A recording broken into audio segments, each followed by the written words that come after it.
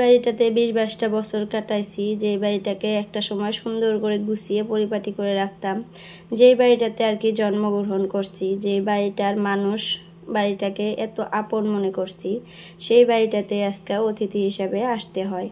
আসসালামু আলাইকুম আমার প্রাণপ্রিয় আপুরা, তোমরা কেমন আছো? আশা করতেছি ভালো আছো। আলহামদুলিল্লাহ, তোমাদের দোয়ায় আমিও সুস্থ এবং ভালো আছি। নাজনীন ব্লগ চ্যানেলে আরও একটা নতুন ভিডিওর সাথে তোমাদের সবাইকে স্বাগত জানাইতেছি। আশা করতেছি আজকের ভিডিওটাও তোমাদের কাছে ভীষণ ভালো লাগবে। তো এই তো দেখো, সকাল সকাল ঘুম থেকে উঠে পড়ছি, আর এখন পর্যন্ত কিন্তু আমি বাবার বাসায় আছি। প্রায় আজকে 10 দিন হয়ে গেল আসা, তো আরও হয়তো কয়দিন থাকবো। তো সামার ভ্যাকেশন তো জানোই 1 মাসের জন্য বন্ধ দেয়। এখন যদি চলে যায় আর কিন্তু আসতে পারবো না, আর স্কুল বন্ধ নাই।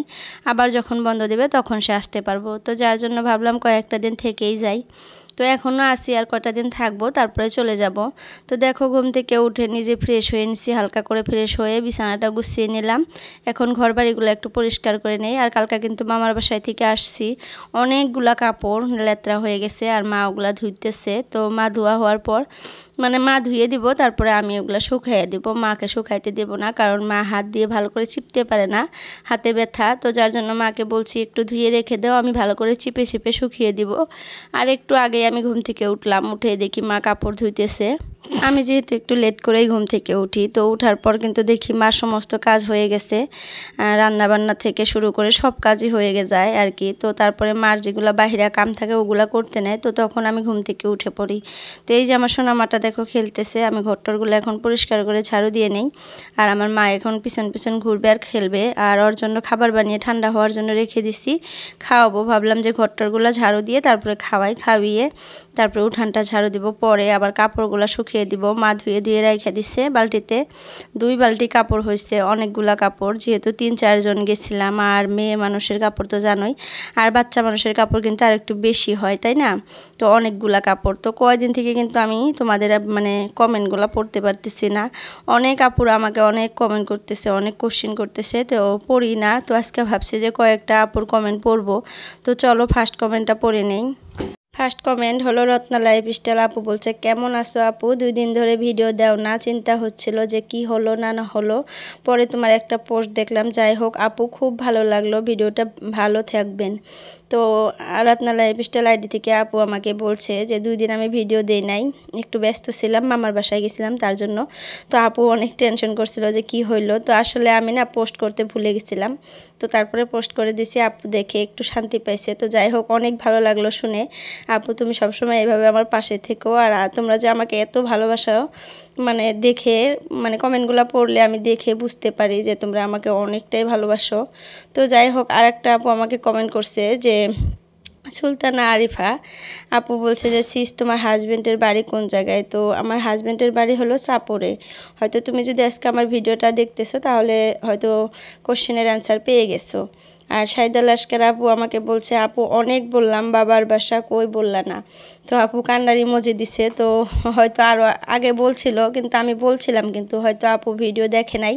তো আজকে আবার বলতেছি, আমার বাবার বাসা কিন্তু আলমগঞ্জ।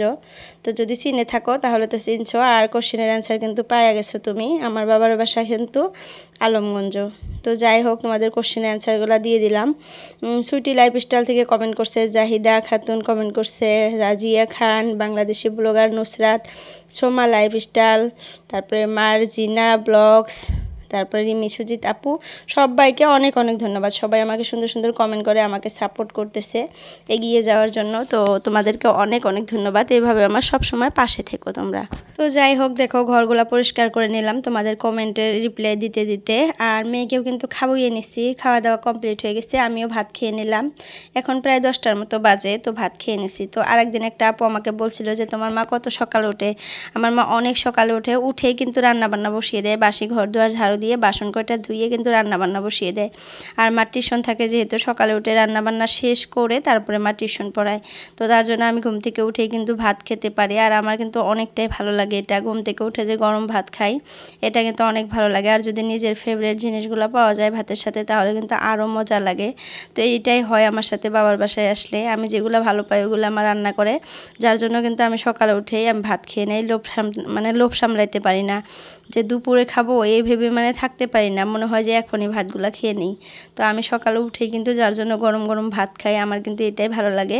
আর হাজব্যান্ডের বাসায় যায় কিন্তু আমি এটাই মিস করি, মানে হাজব্যান্ডের বাসায় গিয়ে সকালে চা খেতে হয়, তারপরে 10টায় যে ভাত খাই সেগুলো কিন্তু রাতের সবজি যে থাকে সেটা দিয়ে ভাত খাই, আসলে ভালো লাগে না। তো নিজে করে খাই তো একটু কষ্ট লাগে, যার জন্য যা পাই তাই খাই।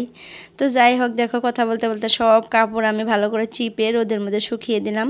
আজকে কিন্তু অতটা রোদও নাই, তো কী করবো, অমনে শুকিয়ে দিলাম। অনেকগুলা কাপড় যেহেতু মা ধুয়ে দিছে, তো শুকিয়ে দিলাম সব কাপড়।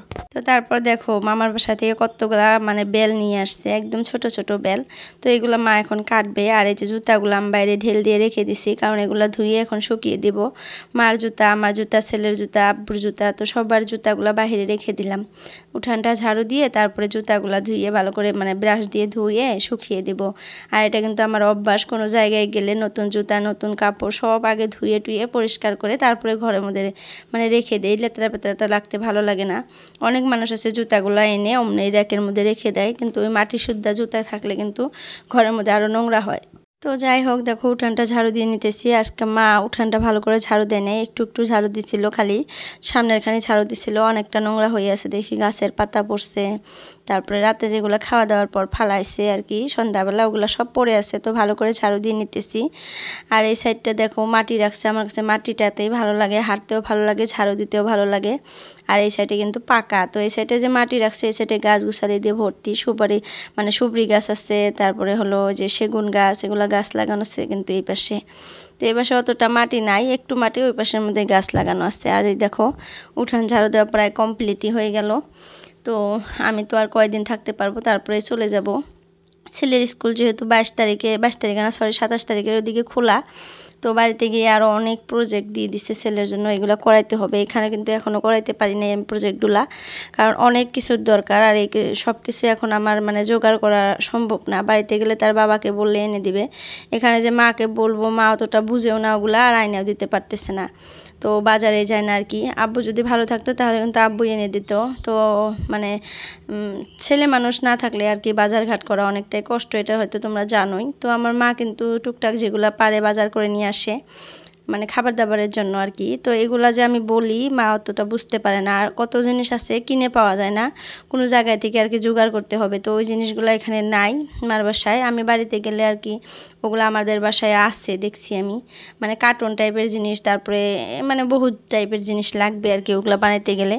তো যার জন্য মানে পড়া যেগুলো আছে ওগুলা খালি আমি লেখাইছি, আর প্রজেক্টগুলো এখনও করাই নাই। তো এতটা কষ্ট না বলো, গরমের বন্ধ দিয়ে দেয় বাচ্চাদেরকে একটু আরাম করার জন্য, এদিকে আবার দুনিয়ার প্রজেক্ট দিয়ে দেয়, এগুলো মায়ের মানে হারাশাস্তি।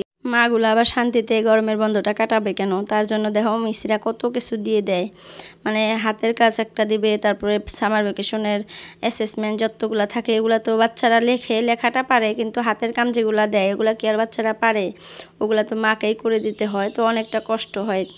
আর এই যে পড়াশোনা এগুলো তো আছেই, সামার ভ্যাকেশনের মধ্যে অনেক পড়া দিয়ে দেয়, এগুলো তো পড়াইতেই হয়, মানে কোনো দিন মানে শান্তি নাই, মানে সামার ভ্যাকেশনেও শান্তি নাই যে 2 দিন শান্তি মতো কাটাবো, পড়াইতেই হয়। আর রেগুলার তো পড়ানি হয় টুকটাক, তো তারপর আরও অনেক পড়া দিয়ে দেয়, সেগুলোও পড়াইতে হয়। আর বাচ্চাদেরকে তো 2 দিন না পড়াইলে ভুলে যায়, আমরা তো জানি, তো সব সময় পড়াইয়েই থাকি একটু একটু টুকটাক করে। তো তার মধ্যে দিয়ে আবার দেখা যায় যে অ্যাসেসমেন্ট এটা ওটা সেটা দুনিয়ার কিছু দিয়ে দেয়। তো যাই হোক, দেখো কথা বলতে বলতে স্যান্ডেলগুলো সব ধুয়ে দিলাম, চকচকা করে ধুয়ে দিলাম পরিষ্কার করে ব্রাশ দিয়ে ঘষে ঘষে এখন শুকিয়ে দিলাম। আর এই যে দেখো মা বেলগুলো কাটতেছে, আর এগুলা বেল কেটে এখন মানে শুকিয়ে দিব রোদের মধ্যে। রোদ তো নাই, যতটুকু আছে অতটুকুর মধ্যে শুকিয়ে দিব, হয়তো 2-3 দিন লাগবে আর কি শুকাইতে। আর বেলের চাপাতি দিয়ে চা খাইতে কার কার ভালো লাগে কমেন্টে জানাবা। আমি কিন্তু অনেক ভালোবাসি বেলের চা দিয়ে মানে দুধ চা খাইতে, এত ভালো লাগে কি বলবো, মানে পাগলা হয়ে গেছিলাম বেল গাছ দেখে। মাকে বলছিলাম যে এখান থেকে বেল কিছুটা নিয়ে যাইতেই হবে। তো তারপর মামাদের বাসায় যে বেল গাছটা আছে এত বড়, সেটা থেকে আর কি বেল পারা যায় না। তো মা দেখি সকালে ঘুম থেকে উঠে আমার মামার মেয়েকে নিয়ে মানে মর্নিং ওয়াক বলতে পারো করতে গেছিলো। তো যাই একটা বাড়িতে গেছে, সেই বাড়িতে যা দেয় ছোট একটা বেল গাছ, আর অনেক বেল লাগছে, তো সেখান থেকে এই বেলগুলো নিয়ে আসছে মা। তো ওই যে মামি কিছুটা রেখে দিছে আর মা কিছুটা নিয়ে আসছে, মানে মামার মেয়েও তো গেছিলো, সেও কিছুটা রাখছে আর কি। তারাও আর কি বেলের চাপাতি ভালোবাসে। আর মা কিছুটা নিয়ে আসছে এখান থেকে, এখন মাকে কিছু দিব, আমি কিছু নিয়ে যাব।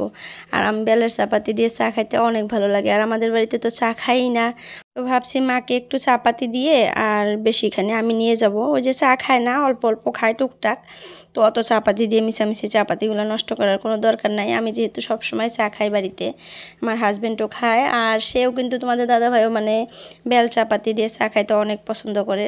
আর এটা কিন্তু খাওয়াও ভালো, এমনিতে চা পাতি দিয়ে যদি চা খাও সেটাতে কিন্তু বেগুন হয় দুধ চা খাইলে, আর বেল চা পাতা দিয়ে খাইলে বলে অতটা বেগুন হয় না, আর খাইতেও ভালো লাগে। আর তার জন্যই আর আমি এই জিনিসগুলো পাইলে পাগলা হয়ে যাই বলতে পারো, তো যার জন্য নিয়ে নিছি, অনেকগুলো নিয়ে আসছি। আর রাতের মধ্যে দেখি যে একটু শক্ত হয়ে গেছে, মানে গাছে থেকে টাটকা টাটকা পেরে কাটলে অনেকটা মানে নরম থাকে, তো এক রাতের মধ্যে একটু শক্ত হয়ে গেছে চামড়াটা। তারপরে কষ্ট করে মা সম্পূর্ণটা কেটে নিছে, তারপরে শুকিয়ে দিল। আর আমি এদিকে দেখো ঘরটরগুলো সব পরিষ্কার করে মুছে নিতেছি, মুছে তারপরে মেয়েকে গোসল করিয়ে দিব, সরি মেয়েকে না ছেলেকে গোসল করিয়ে দিব, আমি গোসল করব। মেয়েকে মা কিন্তু গোসল করিয়ে দিচ্ছে অলরেডি, এখন প্রায় 11:30 না 12টার মতো বাজে, তো মেয়ে গোসল করে ঘরে আছে। আমি ভাবতেছি যে ঘরটা ভালো করে মুছে তারপরে আমিও গোসল করে নেই, ছেলেকেও গোসল করিয়ে দিই। আর ছেলেকে বলতেছি যে গোসল করো, বলতেছে যে তুমি গোসল করিয়ে দাও, আমি করব না একা একা। তো যার জন্য আমি ভাবলাম যে বসে থাকো, ওকে বললাম যে তুমি একটু বসে থাকো, আমি ঘরটা মুছে তারপরে তোমাকে গোসল করিয়ে দেই।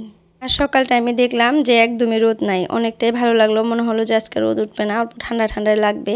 তো তারপর দেখো কতটা রোদ উঠে গেছে। তো যাই হোক দুপুরে তারপরে ঘরটর মুছে গোসল করে ভাত টাত খেয়ে নিছি, নিয়ে দেখো এই যে কাপড়গুলো শুকিয়ে গেছে, মা সব কাপড় এনে সুন্দর করে ভাঁজ করে দিল। তো আমি এই যে শোকেসের মধ্যে ভরিয়ে রাখতেছি, ড্রেসিং আয়নার ভিতরে আর কি, এটা এক সাইডে যে কাপড় রাখা যায় ওখানে রেখে দিতেছি মার কাপড়গুলা। আর আমারগুলা কিন্তু আমার ব্যাগের মধ্যে তুলে রাখছি, এখানে আর রাখলাম না, এখানে রাখলে আমার আর মনে থাকবে না। অনেকবারই এরকম হয়, কাপড় এনে এই জায়গায় ভাঁজ করে রাখি, যাওয়ার সময় আর মনে থাকে না, এই কাপড়গুলো আমি রেখে দিয়ে চলে যাই। তো তারপর দেখো ভাত খাওয়ার পর এরকম লাগছে, মনে হইতেছে যে চুকা জিনিস মানে ঝাল জিনিস খাই।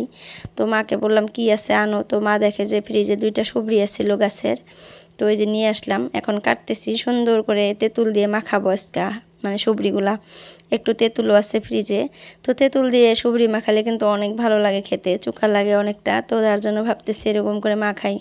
আর এত পরিমাণে গরম পড়ছে, আমি যে এখানে বসে বসে মানে ভয়েস ওভার করতেছি, ঘেমে অস্থির হয়ে গেছি, মানে কথা বলতে অনেকটাই কষ্ট হইতেছে, মানে ফ্যান তো দেওয়া যায় না ভয়েস ওভার করার সময়, তো এমনিতে তো গরম, ফ্যান নাই তার উপরে এই যে আবার বক বক করতেছি, তাহলে কেমন লাগে বলো এখন ঠেলাটা। তো আমি কিন্তু বেশিরভাগ রাতে ভয়েস ওভার করে রাখি, তো আজকে করতে পারি নাই। তো যাই হোক এই যে সুবরিগুলো ভর্তা করে নিলাম, এখন খাইতেছি মা ছেলে মিলে। তো কোনো আপু যদি নতুন আসো আমার ভিডিওতে, প্লিজ চ্যানেলটা সাবস্ক্রাইব করো। বাই বাই, আল্লাহ হাফিজ, আজকের জন্য এতটুকুই।